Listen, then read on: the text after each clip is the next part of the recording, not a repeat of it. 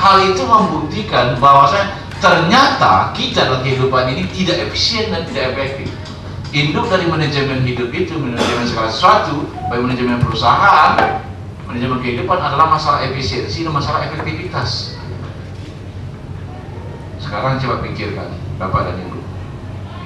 Kadang-kadang kepada leader saya selalu mengatakan begini, ingatlah saudara, setiap Anda yang pernah bergabung, katakan, yang bergabung sama aku ini Anda, ya, sponsor seperti yang kita buat tadi.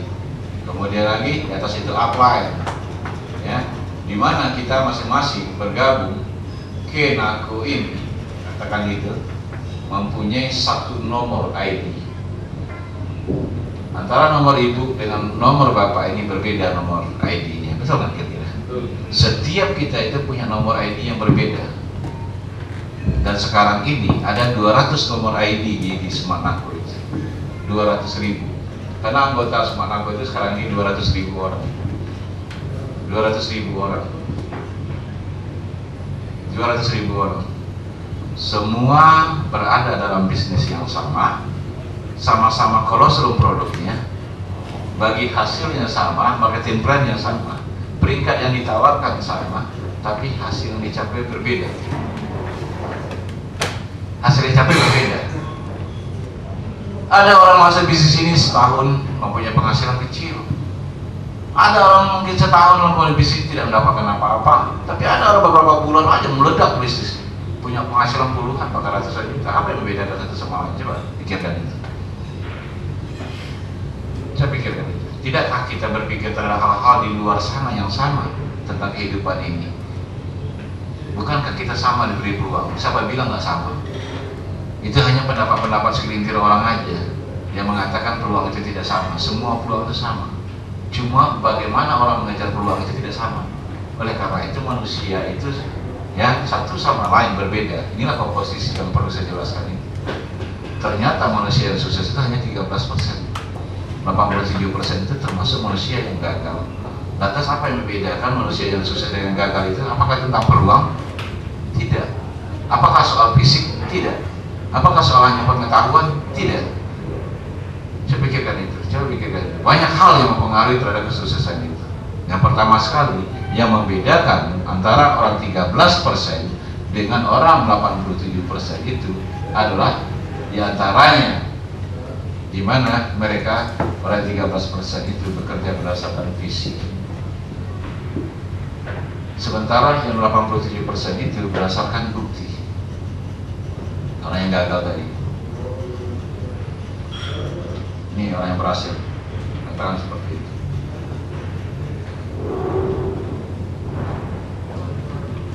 Orang yang sukses itu bekerja berdasarkan visi.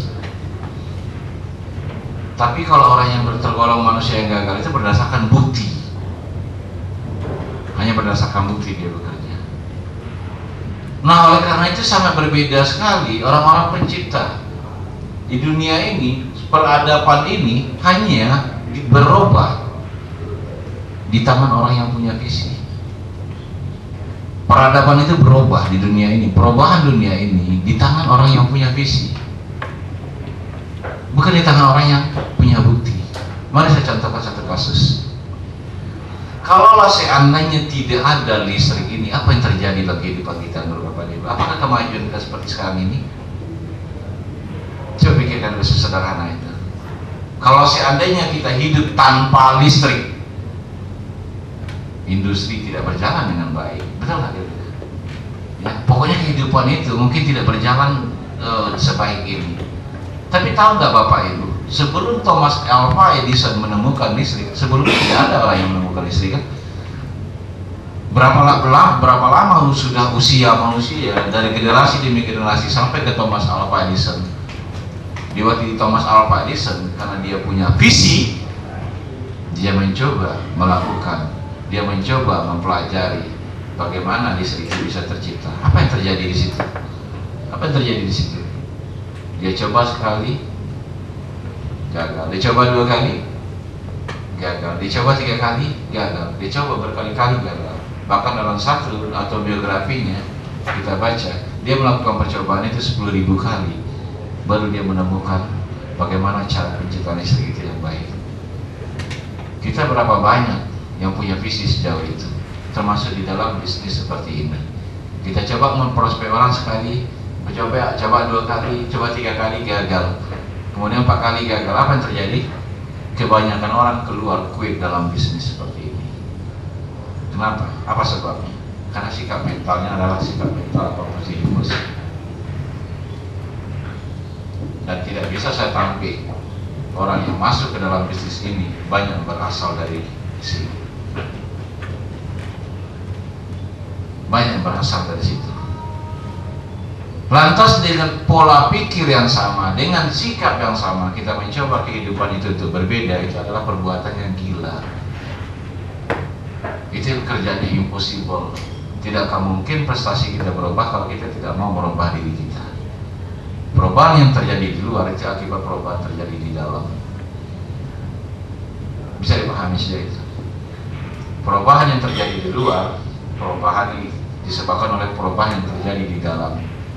Nah, oleh karena itu isilah diri kita dengan visi yang lebih jauh, visi yang lebih jauh, visi yang lebih jauh. Jadi Bapak dan Ibu, ya, jangan kita ya bekerja berdasarkan hanya pendapat demi pendapat, pendapat demi pendapat. Pada satu ilustrasi, satu cerita pernah saya buat, ya. Dulu pernah hidup seorang petani, ya, di mana petani ini juga dia beternak keledai. Ya, mungkin cerita ini pernah Bapak Ibu dengar ini, tapi kita ulangi, ya. Kita coba untuk membuka pikiran lagi.